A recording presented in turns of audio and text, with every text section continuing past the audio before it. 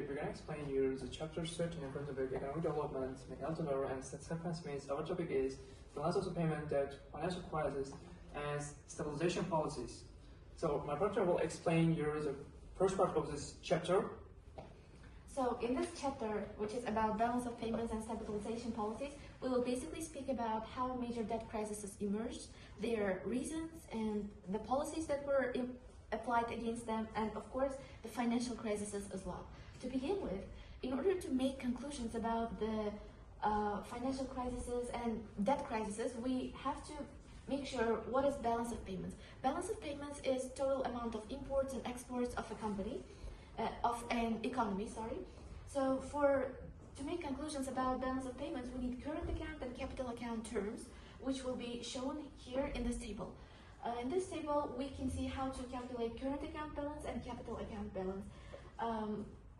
When we add these two current and capital account balances, we will come up with total account balance, which will give us conclusion about the surplus or deficit in the economy. If the total balance of payment is positive, it means we have surplus in the economy of a country. However, when the number shows negative, we can conclude that there is deficit in the economy. And here in this table, we can see errors and omissions part. To calculate errors and omissions, we should subtract this total balance of payments from cash reserve account. This will give us the total amount of money which was uncalculated and which was forgotten or hidden. So to begin with, there is international reserve account. This term speaks about the total amount of hard currency, gold, and deposits in an economy. Hard currency is, as we all know, the famous currencies of countries, be it dollars, euros, or Japanese yens and all that stuff. And the next international reserve can be gold. Gold can be mined or imported from other countries. And the next one is deposits with IMF.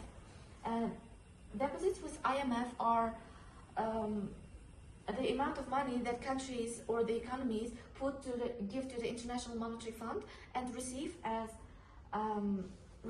interest rates or percentages. In our table, in the calculation of balance of payments account, there are two factors that can affect positive factors and negative factors.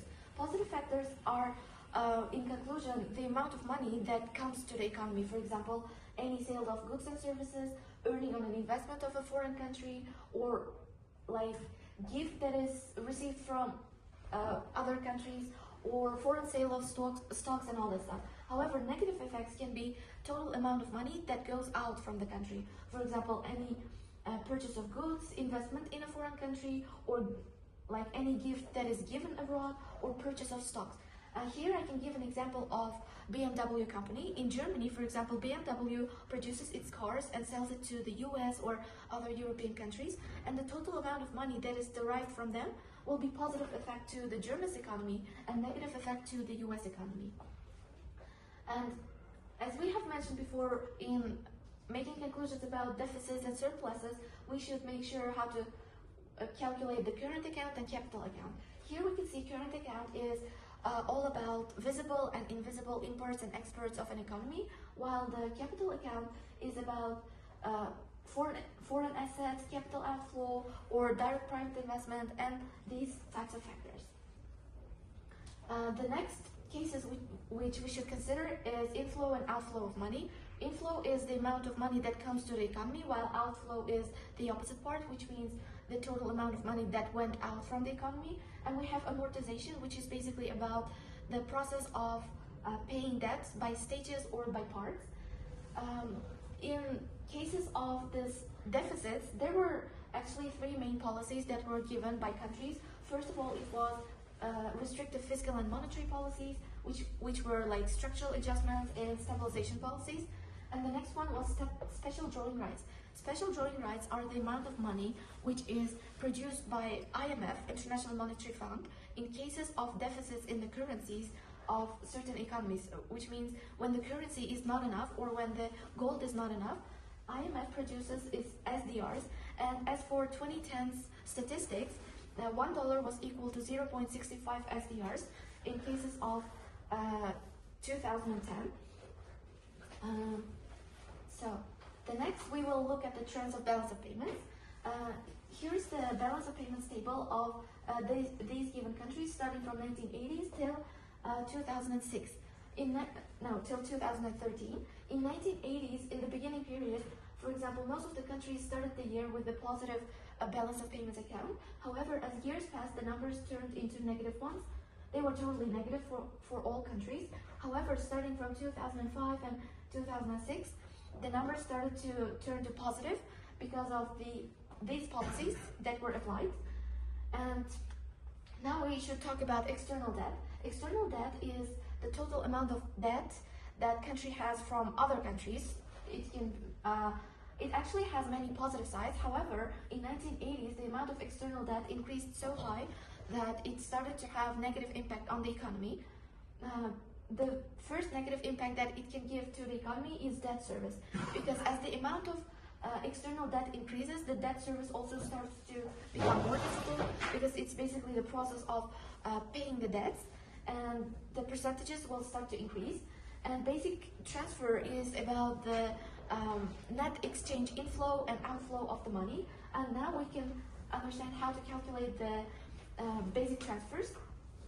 It is actually calculated by first finding net capital inflow. To find net capital inflow, we need the total debt and average interest rates. When we calculate them, we will have capital inflow, and by this we will calculate the basic transfers. And in calculating the basic transfers, when our D, which means percent increase in total debt, is greater than R, which is average interest rate, this means that country will gain more foreign exchange. However, when the case is negative, when R is greater than D, this means that country will lose its foreign exchange. I forgot to mention for net capital inflow, we don't need interest rates. We actually need this percent increase in total debt. I was mistaken. It is small d and uppercase D. Now my part is over and my partner will continue. There is four main reasons why many developing countries are facing debt crisis in 1980s. The first reason that will be OPEC oil price increases. So the next one, increasing borrowings in order to buy this oil. And excess of imports and flagging exports also caused the debt crisis for the many developing countries. And here you can see the structure, how the petrodollar recycling mechanisms. So OPEC countries exporting their oil to Europe, Japan, and United States. So they are getting paid by the dollars, and the OPEC depositing this money to the developed countries' banks like European and USA banks. And here you can see the dollars are going to the developing countries, and they are paying their debt back to the banks, and that leads to euro-dollar markets. Next. So for the developing countries, in order to escape from debt crisis, there is only two ways left. The first way is a curtail imports and restrictive fiscal policy and monetary measures in order to escape this debt crisis. And another reason, it doesn't help a lot, because more external borrowings means more debts. So many banks stopped giving their money and the loans to the developing countries because they had macroeconomic instabilities, which is mean high inflation is caused by trade deficit and expansion of the money in the economy of these countries. So IMF stabilization programs was introduced to these countries, and the stabilization policies are very strict, and it has four basic components of it. The first one is the liberalization, foreign exchange rate and import control, and the second one, devaluation, official exchange rate, and there is a strict anti-inflation policies by the government and by the banks, and opening up economy to the international commerce. So, and they got some criticized by the people, and some saying it is very unpopular because it hurts lower and middle income countries. And some less radical people are saying this. They see the IMF as neither development or anti-development institution. So, and here are the tactics for the debt relief. That we can see the first one, the debt cartels, the group of the debtors collected together, restructuring and giving some periods or some reliefs in order to they give some opportunity to the pay. And like decrease in interest rate or some rate and expansion of some period of payment. And break plan is the most efficient one in the case of the Mexico because it gives some forgiveness to the debts. And the debt equity is like exchanging the equity for your debt. And nature swap. You exchange your money and you put your money into the nature and debt reputation. What does it mean? That means most banks and developed countries fear from debtors that are not willing to pay their debts. There is odious debt. And what is the odious? So the kind of the debts are getting by the undemocratic governments, and they use it not for democratical purposes, so they are seen as forgivable. They are seen as kind of unnecessary to pay. The country don't have to pay their debt back if they get some kind of odious debts. And here is some of the problems with high indebted poor countries because they are very poor. They are not eligible to pay their money. So in this case, IMF introduced some reliefs and they are forgiving their debts so they can make economy more stable. Like there is, you can see a global imbalance, and here is a percentage of the world GDP, and there is a countries that has a more GDP and HIP. So these countries, after the relief, they got some really good decrease in their debts. For example, in the 2002, the Benin, Bolivia, and other countries having high debts, and they got the decrease in their debts like 3 times.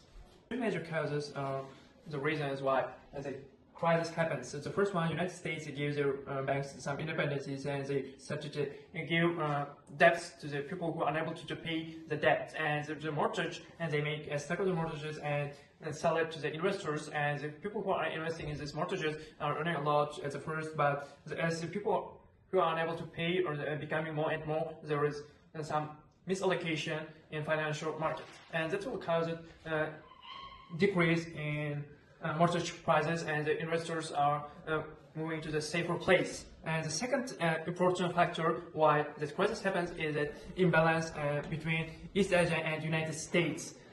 And imbalance created capital flow into United States and keep capital cheap and fueling housing bubble. And there is also the impacts in the developing countries like the economic growth, exports, foreign investments inflow, and developing countries stock markets. And there is some aids also to the developing countries, but the problem is this economic growth has become very low and exports are becoming low, and the foreign investment inflows are becoming low because of some financial market failure.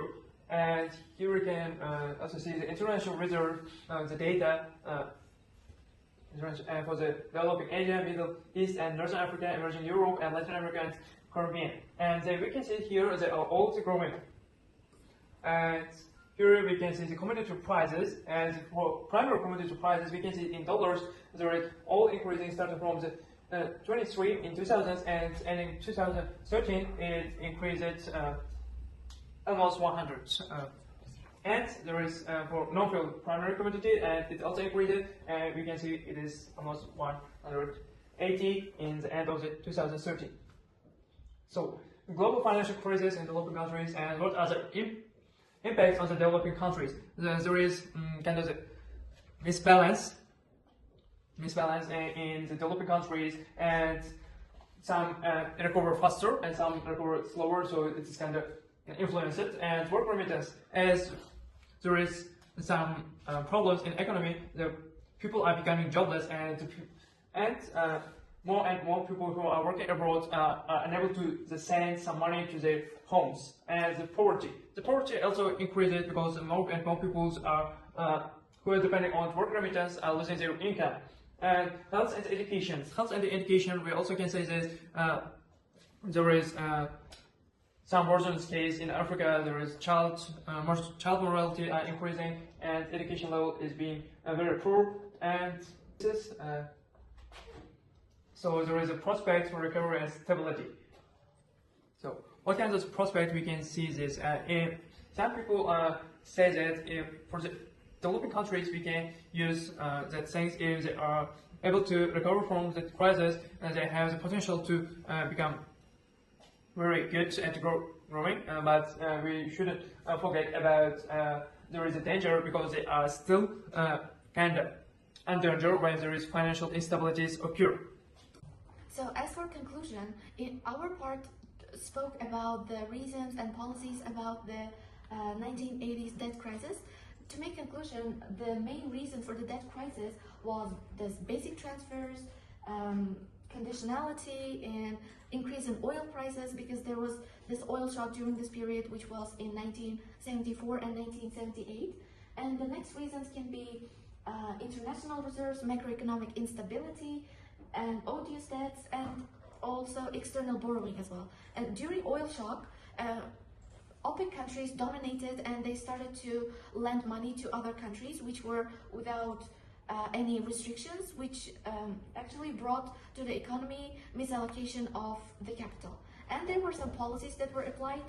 So IMF applied some of the policies. One of the most popular is a stabilization policy that's applied by IMF. That's a policy very strict to the developing countries, and there was a lot of critics. But despite this, IMF does its function and help to rescue the countries from going to the long debt crisis. That's all of our part.